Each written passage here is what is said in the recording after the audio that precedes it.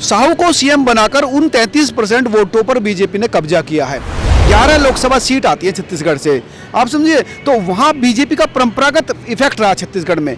अब अजीत जोगी के बाद ये सबसे बड़ा फेस थे साहू, तो उनको लाने से 32-33% वोट पर बड़ा इफेक्ट आएगा। दूसरी, साहू जो है एक अच्छे पढ़े लिखे और पार्टी के डिवोटेड लीडरशिप है, वो नया फेस है, समझो ना। रमन सिंह हटाकर नया फेस लाना, इसके पीछे फ्रेशनेस, हर व्यक्ति जो है नई ताजगी की तरफ चलता है। तो वो भी एक है जो एंटी इनकम्बेंसी होती है वो लीडर तक सीमित होती है। रमन सिंह की सरकार गई थी तो उसकी खामी, उसके जो काम है वो रमन सिंह तक खत्म है। वो अब स्पीकर के रूम में काम रहेंगे तो वो भी नाराज नहीं है। तो ये तो छत्तीसगढ़ का हुआ। संघ का एक लाइन है, संघ शक्ति कलयुगी।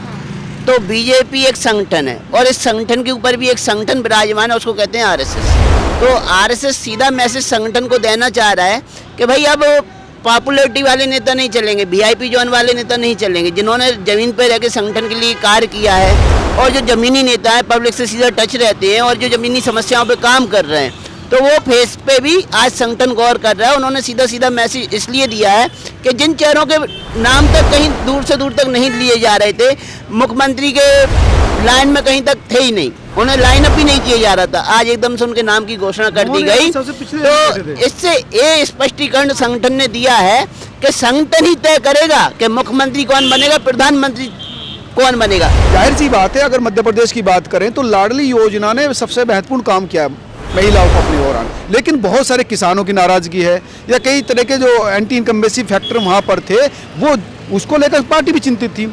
और शिवराज सिंह को लेकर भी पार्टी में भी उपापोज थे। कई शिवराज सिंह के साथ साथ कई कंपटीटर थे, प्रहलाद पटेल हो, कैलाश विजयवर्गीय हो या सिंधिया हो, कई ऐसे थे। तो इन तमाम लोग सिगों को काटाकर नया जो मोहन यादव है उनको लाना, एक तो संघ के करीबी है, हिंदुत्व का चेहरा है, 3 बार के विधायक है, लगातार 2013 से 23 तक हारे नहीं, और सबसे बड़ी बात है ओबीसी चेहरा है। मध्य प्रदेश की बात करें, मध्य प्रदेश में ओबीसी सीएम है, जो आप ब्राह्मण के रूप में डिप्टी सीएम है राजेश शुक्ला, और जो जगदीश जो है वो डिप्टी सीएम है वो दलित वर्ग से। यानी आप देखेंगे पूरा खांचा देखेंगे तो उसमें आपको ओबीसी भी, एससी भी और बीजेपी दलित भी सब कुछ मिलेगा। तो आरएसएस का इन्वॉल्वमेंट आज सीधा सीधा दिखाई दे रहा है और वो चाह रहे हैं जमीनी स्तर के लोग नेतृत्व की कमान संभालें। आज विधायक को नेतृत्व बना दिया गया, नेतृत्व दे दिया गया।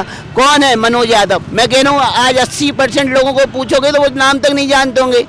हाँ, उज्जैन से वो चुनाव जीते हैं, 3 बार विधायक भी रहे हैं, लेकिन बहुत से लोग पॉपुलरिटी से पहचानते, जैसे कैलाश विजयवर्गीय। केंद्र का नेतृत्व का ही फैसला चलेगा। जेपी नड्डा जी ने सीधा सीधा वसुंधरा जी को खड़ी खड़ी कह दिया है कि केंद्र का नेतृत्व जो तय करेगा आपको उसी के अनुसार ढलना पड़ेगा।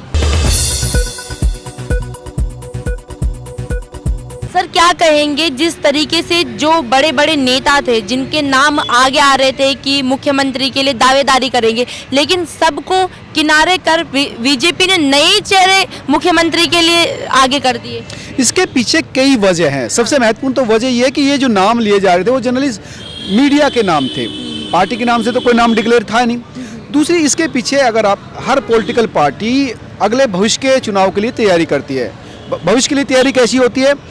वोट बैंक एक नजरिया रहता है, दूसरा लीडरशिप एक नजरिया रहता है। वोट बैंक के नजरिए से अगर आप इन फैसलों को एनालिसिस करोगे, छत्तीसगढ़ से हम शुरू करते हैं क्योंकि अभी 2 ही राज्यों में चुनाव के लिए बाद सीएम का डिक्लेरेशन और राजस्थान अभी बचा हुआ। छत्तीसगढ़ में 32 से 33% आदिवासी समुदाय के वोट हैं। साहू को सीएम बनाकर उन 33% वोटों पर बीजेपी ने कब्जा किया है। 11 लोकसभा सीट आती है छत्तीसगढ़ से, आप समझिए। तो वहाँ बीजेपी का परंपरागत इफेक्ट रहा छत्तीसगढ़ में।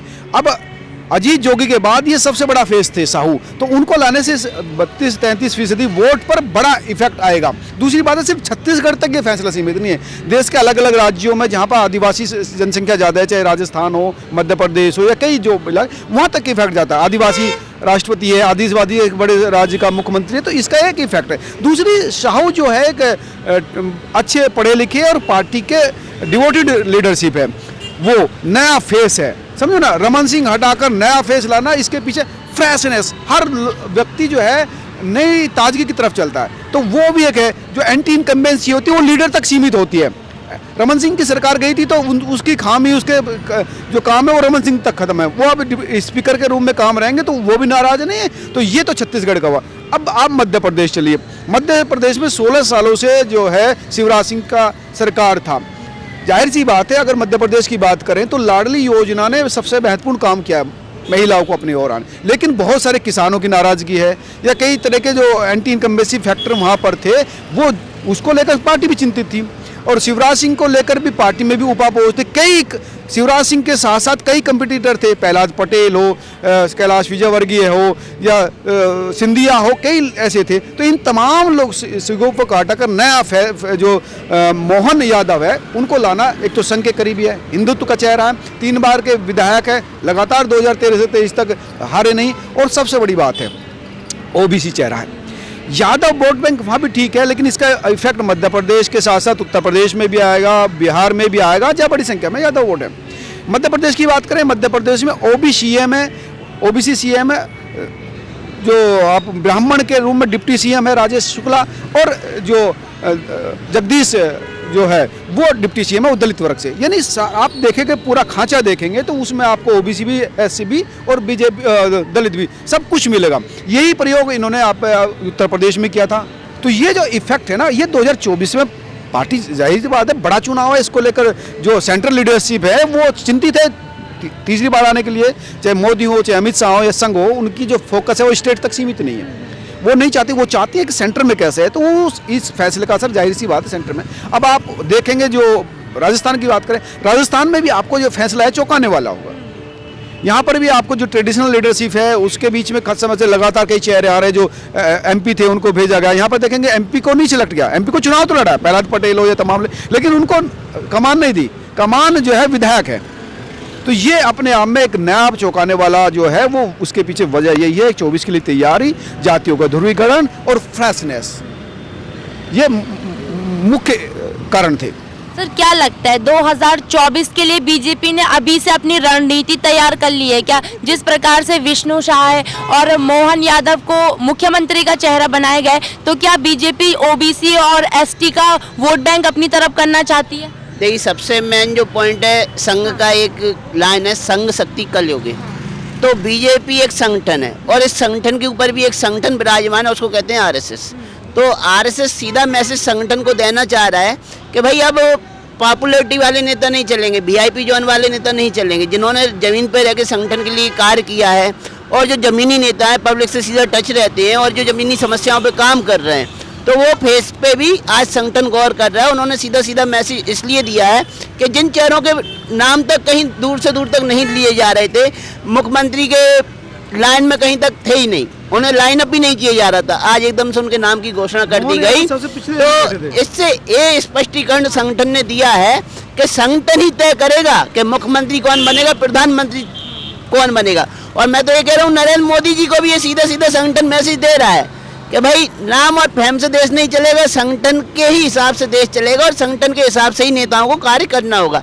अगर बीजेपी संगठन आज बना है तो वो आरएसएस की बदौलत बना है। तो आरएसएस का इन्वॉल्वमेंट आज सीधा सीधा दिखाई दे रहा है और वो चाह रहे हैं जमीनी स्तर के लोग नेतृत्व की कमान संभालें। आज विधायक को नेतृत्व बना दिया गया, नेतृत्व दे दिया गया। कौन है? मनोज यादव। मैं कह रहा हूँ आज 80% लोगों को पूछोगे तो वो नाम तक नहीं जानते होंगे। हाँ, उज्जैन से वो चुनाव जीते हैं, 3 बार विधायक भी रहे हैं, लेकिन बहुत से लोग पॉपुलैरिटी से पहचानते, जैसे कैलाश विजयवर्गीय, प्रहलाद पटेल, ओबीसी के बड़े नेता। ठीक है, अब तीसरा नाम मैं लूँ तो शिवराज सिंह जी भी होड़ में ही थे, लेकिन आखिरी तक उन्होंने दम भरा, लेकिन वो बात अलग है कि नहीं चल पाई। अब प्रहलाद पटेल जी भी लाइन में थे, कैलाश विजयवर्गीय जी भी लाइन थे, बीडी शर्मा जी भी लाइन में थे। तो सारी लाइनों को तोड़ के संगठन ने एक नई लाइन बना के दी है आज बीजेपी के लिए, और बीजेपी के नेतृत्व आज उसी लाइन पे काम करेगा, उनकी मजबूरी रहेगी। अब राजस्थान पे बात करें तो राजस्थान में वसुंधरा राजे सिंधिया ब्लैकमेल कर रही हैं, लेकिन ब्लैकमेल लेकिन उनकी चलेगी नहीं। जो संगठन कहेगा वही वसुंधरा राजे सिंधिया को करना पड़ेगा, वही वहाँ के प्रदेश संगठन को करना पड़ेगा। केंद्र का नेतृत्व का ही फैसला चलेगा। जेपी नड्डा जी ने सीधा सीधा वसुंधरा जी को खड़ी खड़ी कह दिया है कि केंद्र का नेतृत्व जो तय करेगा आपको उसी के अनुसार ढलना पड़ेगा। लेकिन जैसे एमपी में हुआ है कि मोहन यादव जी को तो शायद पता भी नहीं था कि वो मुख्यमंत्री बन जाएंगे। मैं भी एमपी से हूँ, छोटा सा जिला है अशोकनगर, तो मैंने राजनीति को उस समय से समझा जब दिग्विजय सिंह जी मुख्यमंत्री थे। और जहाँ तक मैं कहूँ तो आज जो बीजेपी सत्ता में बैठी है तो हमें उमा भारती जी को नहीं भूलना चाहिए। भले वो कुछ समय के लिए मुख्यमंत्री बनी थी, लेकिन जब कांग्रेस एक तरफा माहौल में चलती थी तब मध्य प्रदेश की कमान उमा भारती जी ने दिग्विजय सिंह से छीनी थी और उन्होंने सत्ता में बिठाला था भाजपा को। लेकिन तब की अगर हम बात करें इतिहास की तो बाबूलाल गौड़ और शिवराज सिंह ने सत्ता का हस्तांतरण नहीं किया उमा भारती जी को, और उमा भारती जी पीछे चली गई।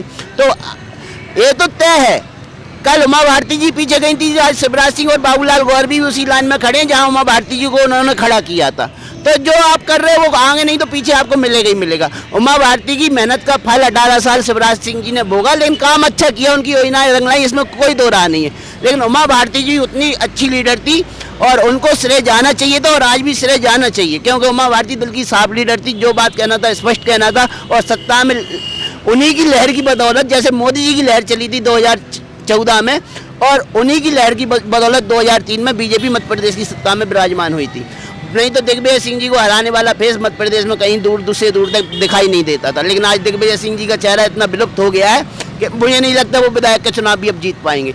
तो सीधा बात है, जो जमीनी नेता है नेता उसी को मिलना चाहिए जो जनता की समस्याओं पे काम कर सके, और नेम और फेम वाले नेताओं की अब जरूरत संगठन को भी नहीं है। लेकिन हाँ, जरूरत वहाँ तक तो है। अब जैसे जो सांसदों को चुनाव लड़ाया तो सांसदों ने अपनी सीटें जीत के दी, अच्छा प्रदर्शन बीजेपी ने किया, लेकिन अब नेतृत्व किसको देना ये आखिरी समय पे संगठन ही तय करता है। तो इसमें जो मुख्यमंत्री बनने का सोच रहे थे उनको नेतृत्व नहीं मिला, उन्हें भी निराश होने की जरूरत नहीं है, वो भी खुश रहें और संगठन के लिए काम करें। हो सकता है भविष्य में उन्हें बड़ी जिम्मेदारी मिले, चाहे वो कैलाश विजयवर्गीय जी हो, चाहे प्रहलाद पटेल जी हो, चाहे BD शर्मा जी हो, चाहे शिवराज सिंह जी हो, कोई भी बड़ा नाम हो, संगठन के लिए काम करेंगे पहले की तरह, कोई दिक्कत नहीं। लेकिन अब राजस्थान की बारी है, तो राजस्थान के विषय में आप लोग क्या सोचते हैं कि जिस तरीके से सरप्राइज मध्य प्रदेश और छत्तीसगढ़ से मिला है, वैसा ही क्या राजस्थान से भी मिलने वाला है, या जो नाम चर्चाओं में है उन्हीं में से कोई CM बनेगा? देखिए, राजस्थान का समीकरण जो कह रहा है वो MP और छत्तीसगढ़ की तरह नहीं होगा, क्योंकि राजस्थान का जो माहौल रहा है वो UP की तरह रहा है। क्रिमिनल बैकग्राउंड एक तरीके से राजस्थान का बन गया था गहलोत सरकार में, जैसे मुलायम और अखिलेश की सरकार में UP का बैकग्राउंड क्रिमिनल बन गया, तो वहाँ योगी आदित्यनाथ जैसे फेस की जरूरत थी।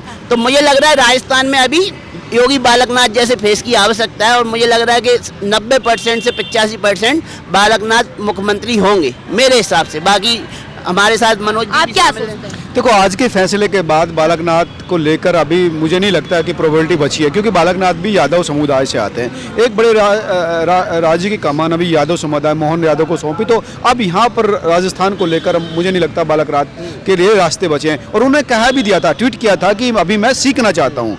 उन्होंने कहा था कि अभी मैं नेतृत्व में, मोदी के नेतृत्व में सीखना चाहता हूँ, तो उसके बाद गुफा में बंद हो जाना चाहिए। दूसरी बात है, आप इसी ट्वीट की बात मैं करूँ जिस समय शिवराज सिंह ने कल कहा था सभी को राम राम, तो उसका मतलब है कि चाहे तो आला कमान ने उनसे कह दिया होगा कि भैया अब तुम्हारी बारी नहीं।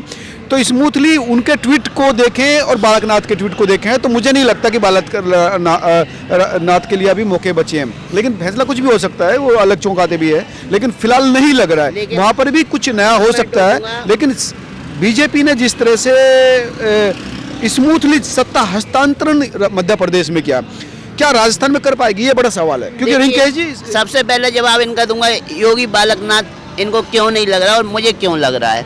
देखिए, यूपी में भी एक OBC वोट बैंक बहुत मात्रा में था, तो हो सकता था तो वो यूपी में भी योगी आदित्यनाथ की जगह कोई OBC चेहरा चुन सकते थे, लेकिन उन्हें सुशासन चाहिए था यूपी में, तो उन्होंने सोचा योगी आदित्यनाथ का नाम सबसे बेहतर है और उन्होंने सुशासन ला के भी दिखाया। तो इस हिसाब से मैं नहीं देख रहा कि जातीय समीकरण राजस्थान में चलेंगे। राजस्थान में वो ही चलेगा जो सुशासन दे सकता है। जनता की डिमांड योगी बालकनाथ की थी और वहाँ सर्वे में भी योगी बालकनाथ ही एक नंबर पे आए हैं। तो मैं चाहता हूँ कि योगी बालकनाथ ही कल मुझे मुख्यमंत्री के तौर पे दिखें। ये मेरी इच्छा की गई हैं कट्टरपंथियों द्वारा। तो वहाँ के माहौल को देखते हुए भी योगी बालकनाथ जैसे ही दमदार नेतृत्व की आवश्यकता है राजस्थान को। बाकी मैं चाहता हूं जहां तक संगठन देखता है जातीय समीकरण को धीरे धीरे खत्म कर देना चाहिए। जातीय आधार पर कभी नेतृत्व चुना नहीं जाना चाहिए। नेतृत्व केवल कैपेसिटी के आधार पर ही चुना जाना चाहिए। जैसे योगी आदित्यनाथ में कैपेसिटी थी, उन्होंने दिखाया और रिजल्ट भी आज आपके सामने। तो जातीय आधार पर अब उन्हें कोई वोट नहीं दे रहा है। अब उन्हें एक अच्छा मुख्यमंत्री होने के नाते ही वहाँ की यूपी की जनता चाह रही है और आगे भी उन्हें वोट करेगी, और आगे प्रधानमंत्री का भी फेस वो 2029 तक बन सकते हैं। ऐसा मेरा सोचना। बाकी इनका क्या सोचना है, इनसे राय लीजिए। नहीं, मैं रिंकेश जी से सहमत हूँ। जो इन्होंने बात की कि जातीय समीकरण नहीं होने चाहिए, लेकिन ये भारतीय राजनीति का दुर्भाग्य है कि जातीय समीकरण कंसिडर किए जाते हैं। हालांकि अच्छी बात है कि बीजेपी इस लाइन को तोड़ रही है, तो कुछ भी हो सकता है, इसमें कोई दो राय नहीं कल क्या हो। लेकिन ये चाहते हैं, राजस्थान की जनता का भी सर्वे में आया था उनका पसंद। लेकिन मुझे जो लग रहा है कि उनका नाम अभी लाइन से नहीं है, ना वसुंधरा का नाम का लग रहा, ना उनके नाम का लग रहा। आप देखना कि क्या किस तरह से नया चौंकाने वाला नाम होगा। देखो वहाँ पर जो अगर बात करें तो वहाँ पर 3-4 समुदाय महत्वपूर्ण है। चाहे तो अगर राजपूतों का वोट बैंक वहाँ पर है, वो बड़ी संख्या में वोट दूसरे जातियों को भी प्रभावित करती है। जाट है, गुजर है, लेकिन इनमें से हो सकता है कि ओबीसी या दलित चेहरा भी आ सकता है। अर्जुन राम मेघवाल का भी नाम है, लेकिन अभी कह नहीं सकते किस से आए। लेकिन फिलहाल अगर बालकनाथ की बात करें तो वो मुझे नहीं लग रहा कि इस समय सीएम का जो है जा रहे हैं सीएम के लिए। होने को कुछ भी हो सकता है, लेकिन ये अच्छी बात है कि नए लोगों को आप मौका देना चाहिए। बालकनाथ भी नए लीडरशिप में आते हैं, सांसद हैं, उससे पहले विधायक रहे, योगी हैं, वो तमाम चीज़ें हैं। और बीजेपी की जिस तरह से प्रपार्टी है कि वो नए लोगों को मौका देती है, तो कुछ भी हो सकता है। लेकिन राजस्थान में तो जो चेहरा सबसे ज़्यादा चर्चाओं में वो बालकनाथ का ही है। ठीक है, चर्चा अलग चीज़ है। चर्चा कौन कर रहा है? हम और आप कर रहे हैं, मीडिया कर रहा है, लेकिन कंसिडर कौन कर रहा है? कल अमित शाह ने एक फोटो ट्वीट किया था अपनी पोतियों के साथ चेस खेलते हुए। तो चेस खेलते हुए वो आधुनिक चाणक्य कहलाए जाते हैं। चाणक्य का मतलब है कि उनकी चाल किसी को भी नहीं समझ में आई, तो वो जो करेंगे वो सिगोफे से अलग करेंगे, वो जो करेंगे चर्चाओं से अलग करेंगे। आप समझ लीजिए बात। वसुंधरा के साथ उनके रिश्ते कभी सहज नहीं हुए। वसुंधरा ने चुनाव के बाद जिस तरह से विधायकों से मिलना जुलना रखा, जिस तरह से दिल्ली में आकर डेरा डाला, जिस तरह से उनके बेटे ने रिसोर्ट्स में लोगों को बंधक बना के रखा, जैसे कि आरोप है, तो सत्यता क्या नहीं, तो उसके बाद फिर से उनकी नेगेटिव छवि गई। देखो वर्तमान में जो बीजेपी के आला कमान या लीडरशिप है वो चाहती है यस मैन। सिंपल सी बात है, उनको वो चाहिए जो उनसे कहा जाए वो करे।